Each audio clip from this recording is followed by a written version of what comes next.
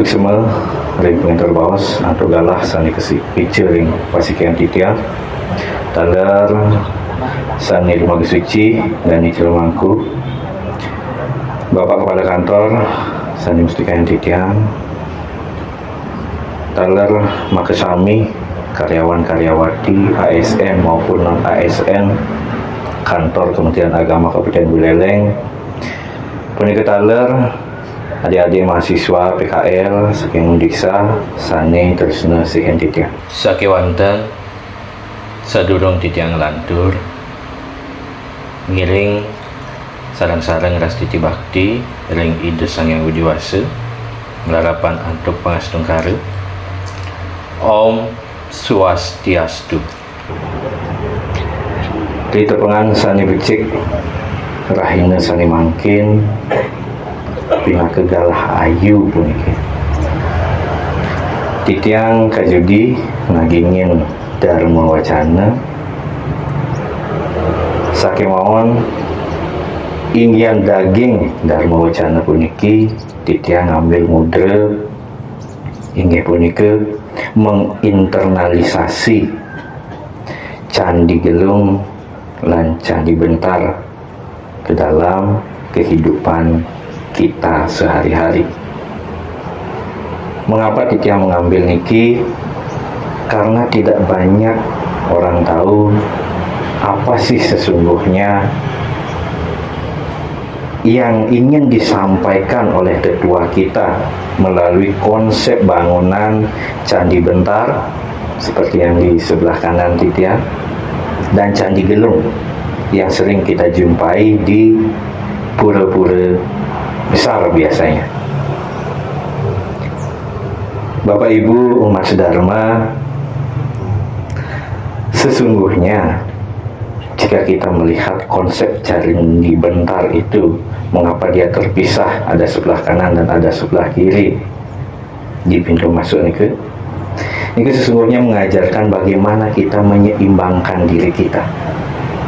Begitu juga ketika kita akan menapaki tempat suci menghadap ide Sang Hyang Widi Wasa, harus menyeimbangkan antara jasmani dan rohani kita.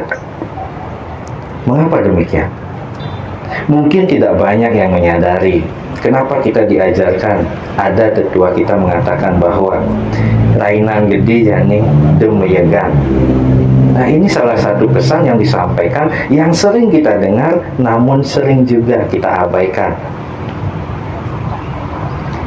Sesungguhnya kita diajarkan untuk seimbangkan dulu emosional kita agar mala-mala dari ucapan, dari perbuatan yang mungkin kurang baik selama proses melaksanakan persiapan upacara itu agar tidak ikut di dalam sarana persembahyangan. Lantas, jika kita sebagai seorang pekerja, apa pesan yang ingin disampaikan? Contoh di Padmasana, di Pura Kertamandala, kantor Kementerian Agama Kabupaten Buleleng, ada Candi Bentar. Dari pintu masuk, kemudian pintu pemedal pura. Pernahkah kita mencoba untuk menelaah itu? Sesungguhnya kita diajarkan untuk seimbang antara tugas dan tanggung jawab kita sebagai pekerja. Hak dan kewajiban itu harus seimbang. Kita tidak boleh hanya menuntut hak kita, tetapi lupa akan kewajiban kita. Kemudian, di dalam sastra, di dalam pegawai kita, ada salah satu kutipan yang terjemahannya kurang lebih seperti ini. Engkau berhak atas segala tindakanmu, tetapi engkau tidak berhak mengatur hasil dari tindakanmu. Artinya apa? Semua usaha kita, semua kerja kita, kita boleh lakukan secara maksimal. Kita boleh mengharapkan, oh saya sudah bekerja begini, saya ingin mendapatkan hasil yang besar. Saya membuat ini supaya mendapatkan sesuatu yang besar. Namun ingat, ada karma yang berperan di sana. Yang kita bisa lakukan hanya berkarma. Hasilnya, Ida Sang Yang Widi yang menentukan, Tuhan yang menentukan. Maka lakukan karma dengan baik. Selanjutnya, ada Candi Gelung. Jadi bentuknya ada gelungan di atasnya, nyambung antara sisi kanan, sisi kiri, nyambung di atasnya ada atap. Itu sesungguhnya mengajarkan kita tentang kehidupan kita yang sesungguhnya. Kita diingatkan bahwa kita sesungguhnya makhluk sosial yang harus saling berhubungan. Di dalam Rig Veda disampaikan bahwa menjadilah seperti udara yang menyatukan semuanya, terutama bagi para pemimpin. Harus mampu menyatukan. Kalau kita di dunia kerja, pemimpin itu menjadi penyatu bagi para karyawannya, maka sangat berat menjadi seorang pemimpin.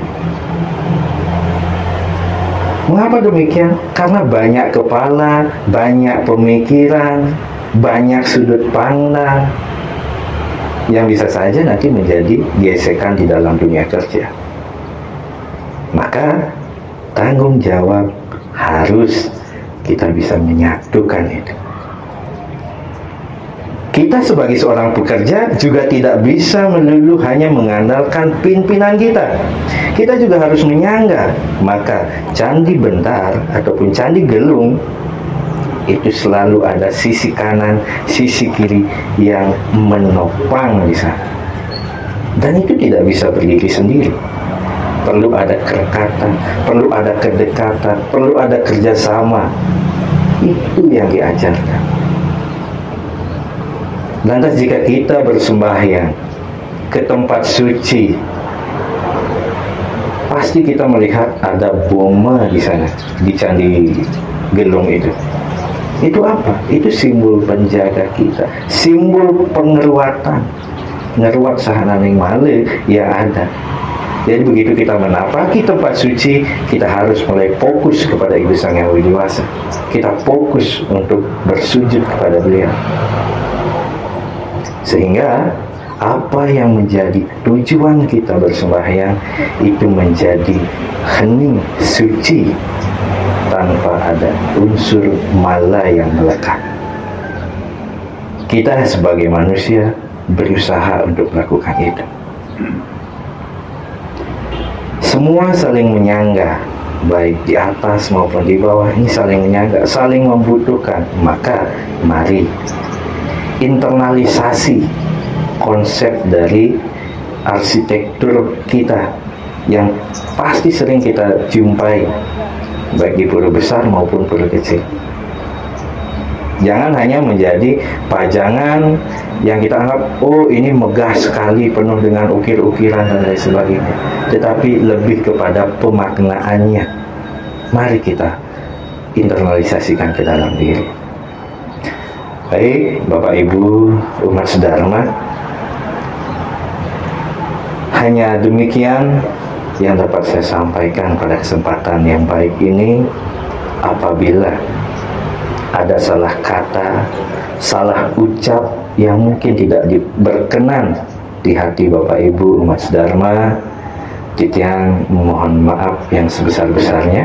Akhir kata, mari kita tutup dengan Parama Santi. Om Santi, Santi, Santi. Om.